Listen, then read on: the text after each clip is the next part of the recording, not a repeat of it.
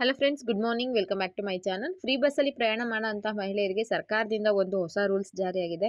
ಇನ್ನು ಮುಂದೆ ಫ್ರೀ ಬಸ್ಸಲ್ಲಿ ನೀವು ಓಡಾಡ್ತೀರಾ ಅಂದರೆ ನಿಮಗೆ ಸ್ಮಾರ್ಟ್ ಕಾರ್ಡ್ ಕಡ್ಡಾಯವಾಗಿ ಬೇಕೇ ಬೇಕಾಗುತ್ತೆ.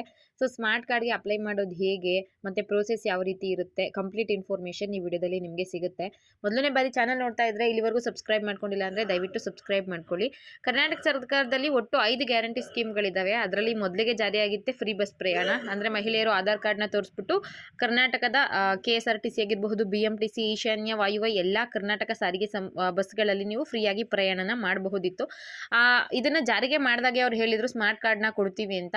ಈಗಾಗಲೇ ಜಾರಿಯಾಗಿ ಹತ್ರ 1.5 ವರ್ಷದ ಮೇಲೆ ಆಗ್ತಾ ಬಂತು. ಇಲ್ಲಿವರೆಗೂ ಕೂಡ ಸ್ಮಾರ್ಟ್ ಕಾರ್ಡ್ನ ಕೊಟ್ಟಿರಲಿಲ್ಲ. ಇದ್ರ ಬಗ್ಗೆ ಲೇಟೆಸ್ಟ್ ಅಪ್ಡೇಟ್ ಒಂದು ಸಿಕ್ಕಿದೆ. ಸಾರಿಗೆ ಸಚಿವರಾದಂತಹ ನಮ್ಮ ರಾಮಲಿಂಗಾರೆಡ್ಡಿ ಅವರೇ ತಿಳಿಸಿದ್ದಾರೆ, ಇನ್ನು ಮುಂದೆ ಬಸ್ಗಳಲ್ಲಿ ಪ್ರಯಾಣ ಮಾಡುವಂತಹ ಮಹಿಳೆಯರಿಗೆ ಶಕ್ತಿ ಯೋಜನೆ ಅಡಿಯಲ್ಲಿ ನಾವು ಸ್ಮಾರ್ಟ್ ಕಾರ್ಡ್ನ ಕೊಡ್ತೀವಿ ಅಂತ.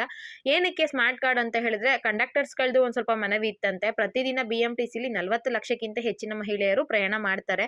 ಸೊ ಈಗ ಪ್ರಯಾಣ ಮಾಡ್ಬೇಕಾದ್ರೆ ಅವ್ರ ಆಧಾರ್ ಕಾರ್ಡ್ನ ತೋರಿಸ್ಬೇಕು. ಒಂದು ಯಾವ ರೀತಿ ಇರುತ್ತೆ ಅಂದ್ರೆ 40 ಲಕ್ಷ ಜನ ಮಹಿಳೆಯರು ಹತ್ತಿ ಇಳಿದು ಮಾಡ್ತಾರೆ ಅಂದ್ರೆ ರಶ್ ಕೂಡ ಅಷ್ಟೇ ಇರುತ್ತೆ. ಕರ್ನಾಟಕದ ಮಹಿಳೆಯರಿಗೆ ಮಾತ್ರ ಫ್ರೀ ಬಸ್ ಇರೋದ್ರಿಂದ ಆಧಾರ್ ಕಾರ್ಡ್ನ ಅವ್ರು ಕಂಪಲ್ಸರಿ ತೋರಿಸಲೇಬೇಕಾಗುತ್ತೆ. ಸೊ ಆಧಾರ್ ಕಾರ್ಡ್ ಅಲ್ಲಿ ಅಡ್ರೆಸ್ ಯಾವ್ದಿದೆ, ಕರ್ನಾಟಕದವರ ಅಥವಾ ತಮಿಳುನಾಡು, ಕೇರಳ, ಬೇರೆ ರಾಜ್ಯದವರ ಅಂತ ಈಗ ಕಂಡಕ್ಟರ್ಗಳು ಚೆಕ್ ಮಾಡಬೇಕಾಗುತ್ತೆ. ಕೆಲವು ಸಲ ಸ್ಟಾಪ್ಗಳು ಏನಿರುತ್ತೆ ಅಂದ್ರೆ ಹತ್ರನೇ ಇರುತ್ತೆ. ಈಗ ಒಂದು ಅರ್ಧ ಕಿಲೋಮೀಟರ್ ಆದ್ರೆ ನೆಕ್ಸ್ಟ್ ಸ್ಟಾಪ್ ಬಂದ್ಬಿಡುತ್ತೆ.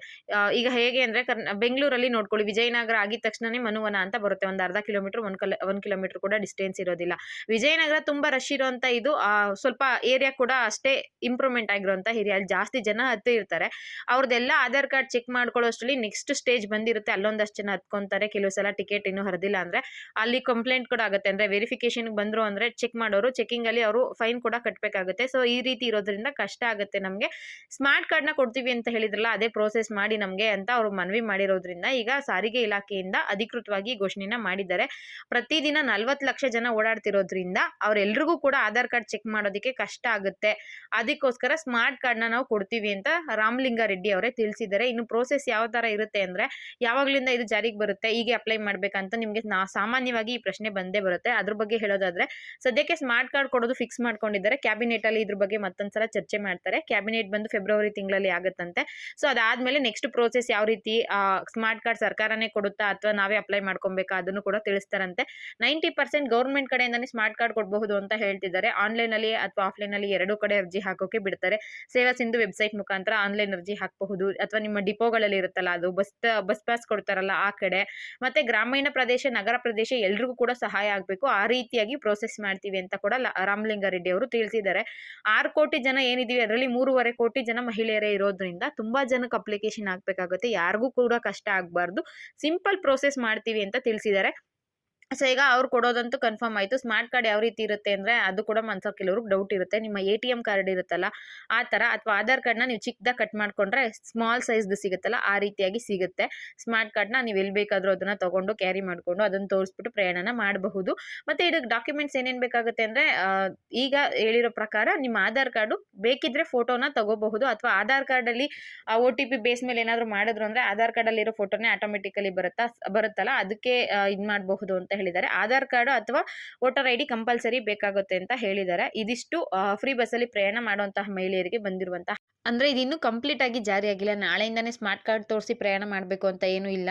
ಫೆಬ್ರವರಿಲಿ ಕ್ಯಾಬಿನೆಟ್ ಅಲ್ಲಿ ಮತ್ತೊಂದ್ಸಲ ಇದ್ರ ಬಗ್ಗೆ ಡಿಸ್ಕಷನ್ ಆಗುತ್ತೆ. ಅದರಲ್ಲಿ ಏನ್ ಡಿಸೈಡ್ ಮಾಡ್ತಾರೆ, ಸ್ಮಾರ್ಟ್ ಕಾರ್ಡ್ ಹೇಗೆ ಕೊಡೋದು, ಸರ್ಕಾರನೇ ಕೊಡುತ್ತಾ ಅಥವಾ ನಾವೇ ತಗೋಬೇಕಾ, ಅದ್ರ ಬಗ್ಗೆ ಇನ್ನೊಂದ್ಸಲ ಅವರು ಡಿಸ್ಕಷನ್ ಎಲ್ಲ ಮಾಡ್ತಾರೆ. ಸದ್ಯಕ್ಕೆ ಪ್ರೋಸೆಸ್ ಈ ರೀತಿ ಇರುತ್ತೆ ಅಂತ ಮಾತ್ರ ಅವರು ತಿಳಿಸಿದ್ದಾರೆ.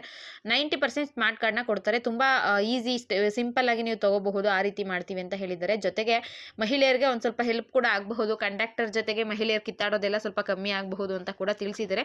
ನೋಡೋಣ. ಸದ್ಯಕ್ಕೆ ಇದೊಂದು ಲೇಟೆಸ್ಟ್ ಅಪ್ಡೇಟ್. ಫ್ರೀ ಬಸ್ಸಲ್ಲಿ ಪ್ರಯಾಣ ಅಂತ ಮಾಡೋ ಮಹಿಳೆಯರಿಗೆ, ಕೆಲ್ಸಕ್ಕೆ ಹೋಗುವಂಥವ್ರಿಗೆ, ಸ್ಕೂಲ್ಗೆ ಹೋಗುವಂಥವರಿಗೆ ಒಂದು ಗುಡ್ ನ್ಯೂಸ್ ಅಂತಾನೆ ಹೇಳ್ಬಹುದು. ಸ್ಮಾರ್ಟ್ ಕಾರ್ಡ್ ಕೂಡ ತುಂಬಾ ಈಸಿ ಪ್ರೋಸೆಸ್ ಮಾಡ್ತೀವಿ, ಅದಕ್ಕೆ ಯಾವುದೇ ರೀತಿ ಫೀಸ್ ಕಟ್ಟೋ ಆಗಿರೋದಿಲ್ಲ ಅಂತ ಕೂಡ ಹೇಳಿದ್ದಾರೆ. ಈ ಗೃಹಲಕ್ಷ್ಮಿಗೆ ಅಪ್ಲಿಕೇಶನ್ ಹಾಕೋರು ನೀವು ಯಾವುದೇ ಫೀಸ್ ಕೊಟ್ಟೋ ಹೋಗಿಲ್ಲ. ಜೊತೆಗೆ ಗೃಹ ಜ್ಯೋತಿ ಅದಕ್ಕೂ ಕೂಡ ಫೀಸ್ ಇರೋದಿಲ್ಲ. ಸೇವಾ ಸಿಂಧು ಮುಖಾಂತರ ಯುವ ನಿಧಿ ಹಾಕಿದ್ರು ಫೀಸ್ ಇರೋದಿಲ್ಲ.